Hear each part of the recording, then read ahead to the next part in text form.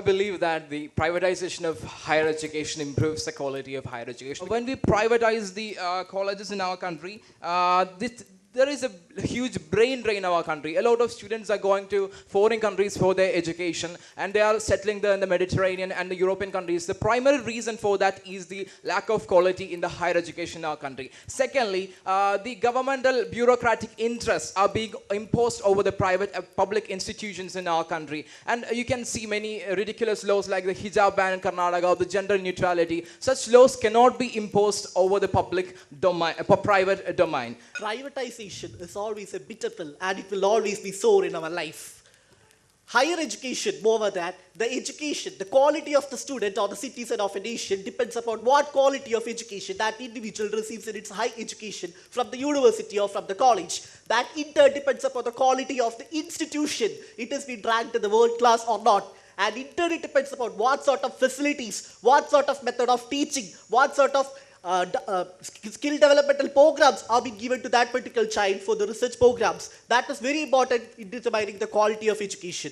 Our country, we all know that India is a developing country. It consists of middle class people and low class people. So privatization, I would like to vanish the term and introduce the term called as financialization of higher education is actually going to happen by introducing the privatization. So I highly oppose that privatization is not going to improve the quality of higher education. There is minimal or no competence in the private education because the teachers or the instructors get paid anyway at the end of the month, and there is no competition in public sector because the governments have always allotted a particular budget for the public university. Thank you. The point is clear, please. I would like to oppose my opponent by saying that education should be based on the talent of the individual and not based on whether he is rich or poor. A child who has been studying from 1 to 10 in the government school, he cannot afford in the higher education system if it is privatized. Myself being an economics student, I could say that Milton Friedman had put forward a proposal where the government could give a particular amount of money for the families so that they could include their student in a private institution of their choice, and simultaneously the government would be providing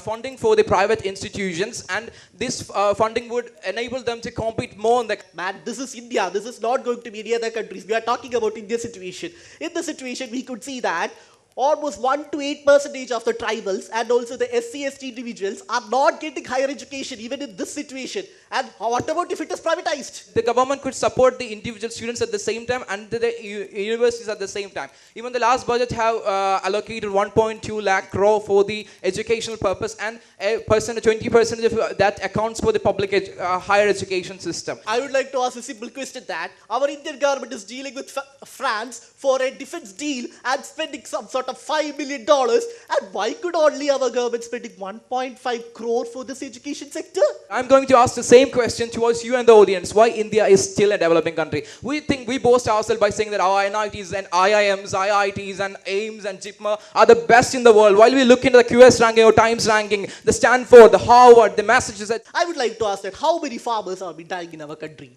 Because of that, even they could pay the debit of 50,000. How could it be they will be able to pay this 50 lakh rupees if they get taken for this education loans instead in the private institutions? Clear. Done. No, I think you got me wrong. It was not about loans. It was about providing subsidies for the students and at the same time providing incentives for the institutions. So this will inculcate a habit of competition among the institutions. And as an economics student, believe me, trust me, I can say that whenever it's privatized, the competition becomes essential and new firms will enter the market and they will compete. And if there is only competence, there will be better developments in the scenario. Economics and history only resist in the papers. According to our country, we could see that we have AIMS, IITs and UPSC exams that are super class educational systems, and that has improved the quality of higher education. So there is no need of privatization more. When we come to the QS ranking or higher Times education ranking, Indian institutes or top premier institutes comes in 700 or plus ranking, while the top 10 in the world, 6 of them are privatized. I again opposes and tells that the privatization is only going to bring the two distinct words into our country, that is inequality and discrimination.